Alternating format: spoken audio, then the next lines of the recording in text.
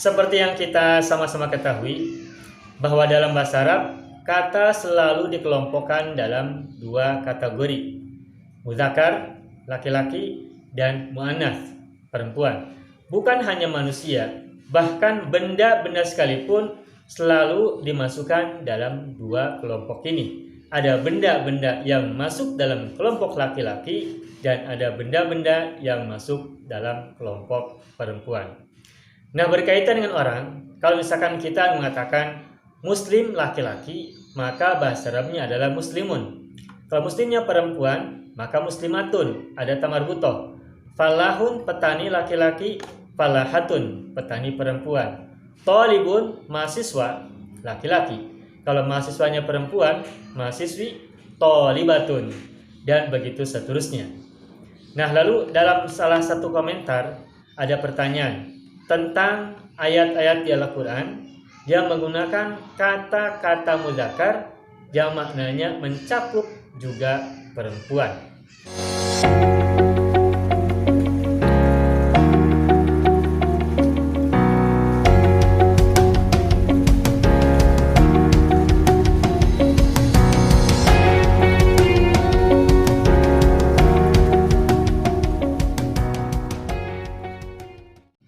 Baik, kalau kita baca ayat Al-Quran dan di situ kita temukan banyak kata-kata yang menggunakan bentuk mudzakkar.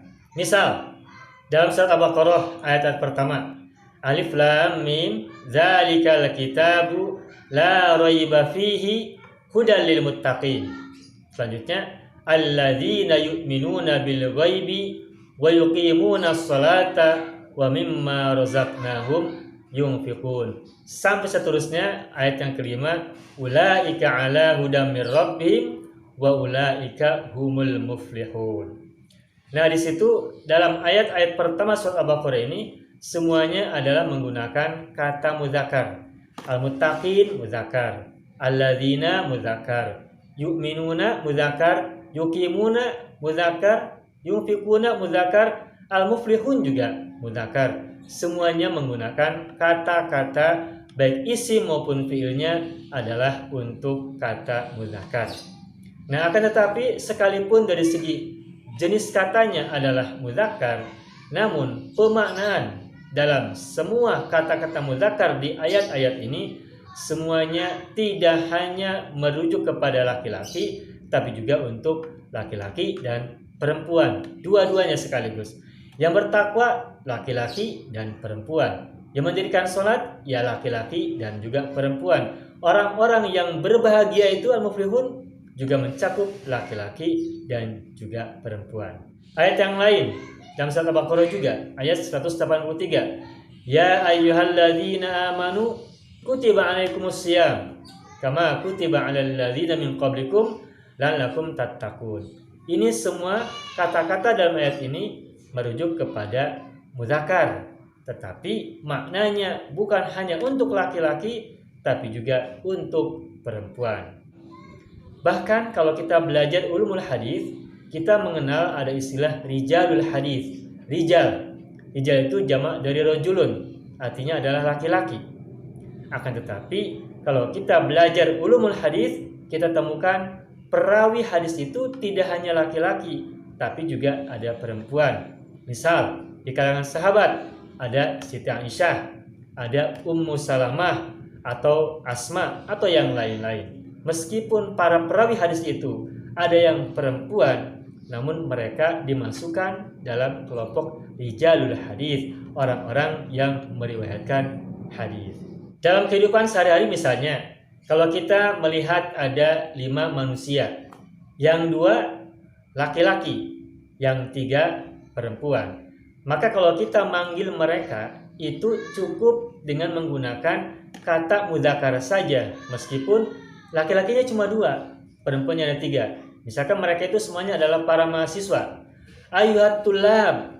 Nah, ketika kita menyebutkan ayyuhat tullab dan 5 orang itu semuanya adalah mahasiswa, sekalipun mencakup mahasiswa dan mahasiswi, tapi cukup mengatakan ayyuhat tullab, wahai para mahasiswa, maka kelima orang itu yang 2 laki-laki dan 3 perempuan semuanya terpanggil. Sehingga tidak hanya buat 2 orang laki-laki semata-mata, tapi juga mencakup 3 orang mahasiswi.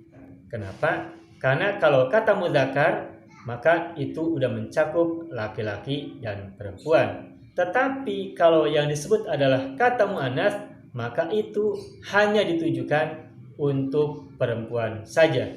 Kalau misalnya kita menyebutkan kepada orang-orang di depan kita, ayyuhat thalibat, wahai para mahasiswi, maka yang dipanggil itu adalah hanya mahasiswi saja, mahasiswa perempuan. Yang bukan mahasiswi tidak termasuk yang dipanggil. Maka jika di situ ada laki-laki 2 orang, 3 orang, 10 orang, maka kalau panggilannya menggunakan kata at-thalibat, kata muannats, maka yang dipanggil hanya perempuan saja. Laki-laki tidak tercakup. Kesimpulannya, kalau kita menggunakan kata mudzakkar, maka meskipun jenis kata itu mudzakkar, namun kata itu bisa mencakup laki-laki dan perempuan. Kecuali kalau kita si pengucapnya ingin membedakan antara keduanya. Dan di Al-Quran pun bisa kita temukan. Sebagai contoh, dalam surat Al-Ahzab, surat 33 ayat 35, Allah berfirman, Innal muslimina wal muslimati, wal mu'minina wal mu'minati, wal qanitina wal qanitati, dan seterusnya.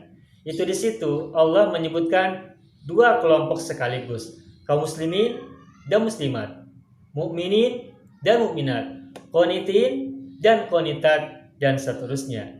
Nah, kalau 2 kata ini disebutkan berbarengan, berarti memang ingin disebutkan berbeda, terpisah. Laki-laki tersendiri, perempuan secara terpisah. Kalau disebutkan dua-duanya sekaligus, berarti memang maksudnya dipisah. Al-muslimin, muslim laki-laki, al-muslimat, muslim perempuan. Al-mu'minin, mukmin laki-laki, al-mu'minat, mukminah perempuan, dan seterusnya.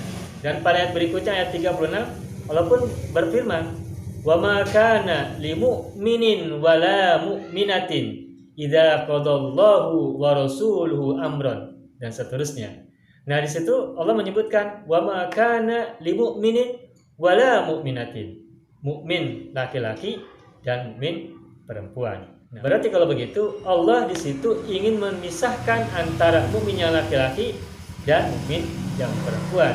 Buktinya adalah memisahkan penyebutan antara mukmin dan mukminah. Tetapi kalau hanya mukmin saja tidak disebut mukminahnya, maka kata mukmin itu meskipun mudzakkar itu mencakup untuk laki-laki dan perempuan. Kesimpulannya, kalau ada kata mudzakkar disebutkan secara tersendiri tidak diikuti oleh kata muannats, maka kata mudzakkar itu mencakup laki-laki dan mencakup juga perempuan. Tetapi kalau kata mudzakkar itu diikuti oleh kata muannats yang semisal, misalnya mukminun, mukminatun, muslimun, muslimatun, atau rijalun dengan nisaun, maka berarti kata mudzakkar itu dimaknai terpisah dan muannats juga terpisah. Demikian, semoga bermanfaat.